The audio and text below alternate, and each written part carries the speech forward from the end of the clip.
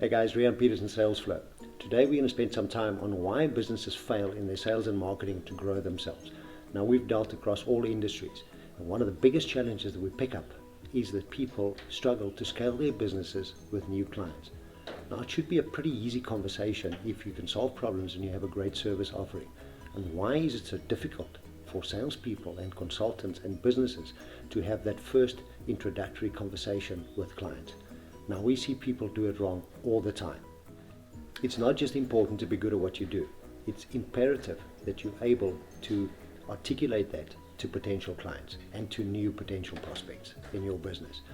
It doesn't matter how good you are. If you don't attract clients into your business, you're going to be in real trouble. It's as if every business owner has two jobs, that of what they do and that as a marketer. And most companies fail in the marketing division of their businesses.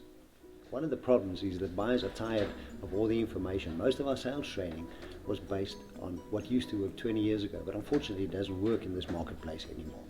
Every business out there needs someone to solve their problems. They don't need another sales pitch. And unfortunately, every single piece of training material out there and training out there in the marketplace seems to be based on the old school charismatic way of doing things. You needed to close the deal, engage prospects on the right way, engage them on the phone.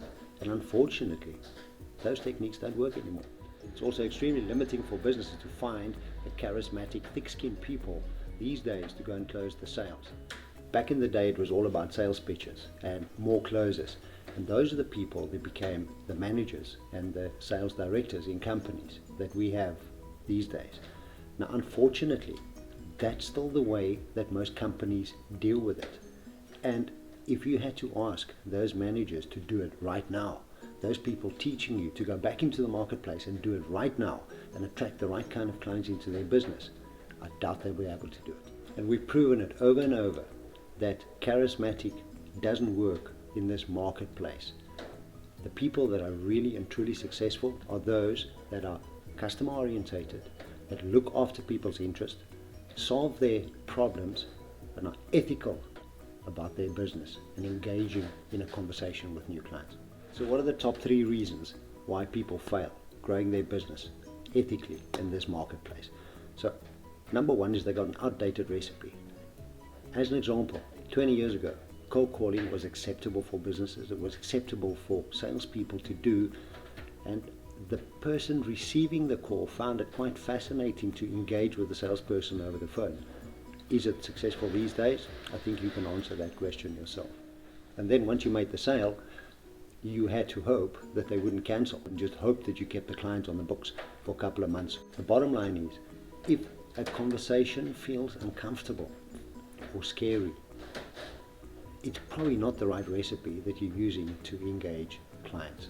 And again, if you got to do 17 follow-up calls or emails to engage a client or to close a deal, you got to ask yourself whether or not you're using the right ethical approach to engage clients. The second thing you need to look at is whether or not you are in it for the money or you actually in it to solve people's problems and help them with solutions that will help them in their business. We've all been in that precious sales kind of situation. These days, it's imperative that you look at the right kind of mix for your clients and whether or not you are the right person in the right company to service that customer base. Now, if your approach or your company's approach is still that high pressure, closing the deal, handling objections kind of way of engaging clients, it's a big, big red flag in this environment. And you need to think about whether or not you are truly honoring the people that you are trying to serve or you're just trying to close the deal. Now imagine if you only worked with people that truly wanted to work with you and that you could truly help in their lives or their businesses. No one wants to be bullied into making a purchase. And I don't think that anyone out there wants to work with people that were bullied into a system, because that kind of client is not going to be your best kind of client. You're always going to have problems keeping that client happy and keeping them on the books for a long period of time. The thing we all need to remember in a sales situation or acquiring a new client is the more we focus on servicing clients, the happier they'll be and the better alignment there will be between our services and their needs. And that will be the building of a long-term relationship, and not short bullying sales cycles. Now, if you're finding that you are maybe not smooth enough, charismatic enough, have enough closing techniques in your bank, so to say, or have the stubbornness and the sleekness of making the sales, it's probably not your sales techniques that lead, but it's your system that you use to implement. Because remember, it's more important to care about clients and to truly be able to deliver to clients' needs than to be the slick closer in this day and age.